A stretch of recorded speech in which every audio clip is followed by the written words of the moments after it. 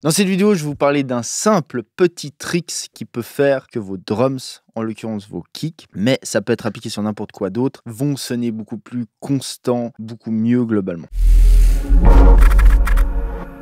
Alors ici, j'ai un stem master, je vais pas évidemment vous faire écouter le truc, on va juste se focus sur le kick. Ça c'est une chose que je vois ultra souvent et sincèrement le fait juste d'appliquer ce trick, ça augmente tout de suite la qualité, ça donne une meilleure constance en termes de son, un meilleur impact, etc. Donc si on regarde l'original, c'est le rose.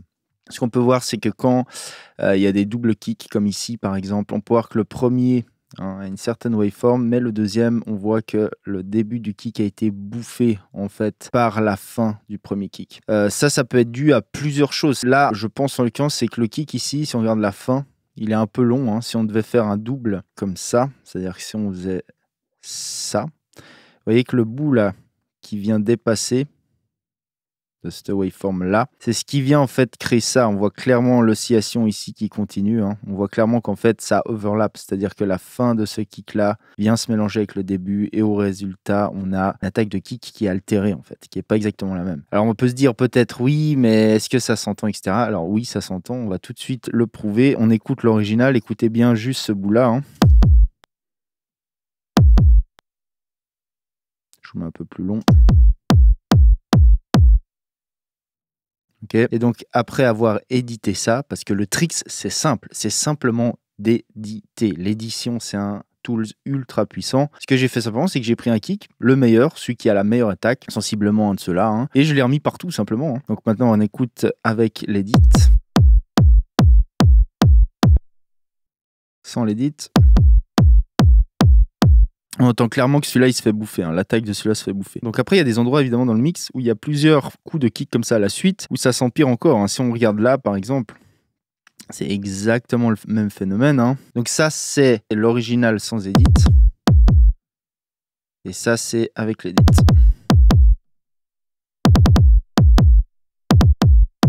Ok, donc vous voyez qu'au final, on a toujours un kick super constant, super punchy. Et ça, sincèrement, là, je peux pas vous faire écouter avec le reste du mix parce que c'est un mix d'un client, mais ça a un super impact sur l'ensemble. C'est-à-dire que le kick, tout d'un coup, a beaucoup plus sa place, il tape toujours de la même manière. Et c'est un simple trick que je fais super souvent et je vois trop souvent cette histoire-là, là, cette espèce d'erreur, entre guillemets, hein, qui est mal gérée. Et donc ça peut avoir lieu si vous utilisez des sampleurs au fait que votre sampler n'est pas en mode gate, c'est-à-dire que le fait que vous puissiez faire overlapper comme ça deux notes entre elles. Il faut bien faire gaffe à ça quand on utilise des sampleurs. Hein. Des fois, c'est pas très audible tout de suite au premier abord, mais en fait, on a chaque fin de kick, par exemple, qui va s'overlapper sur chaque début de kick d'après. Et spécialement si vous utilisez des enveloppes ADSR, par exemple, hein, pour donner une forme, un shaping de volume à votre kick dans votre sampler, et qu'au final, vous avez un peu de release, c'est-à-dire que vous avez un truc qui va traîner à la fin de chaque note MIDI, comme ça. Et si vous ne faites pas bien gaffe à ça, que vous n'êtes pas en mode gate dans votre sampler, et ben voilà, ce qui peut arriver, tout simplement.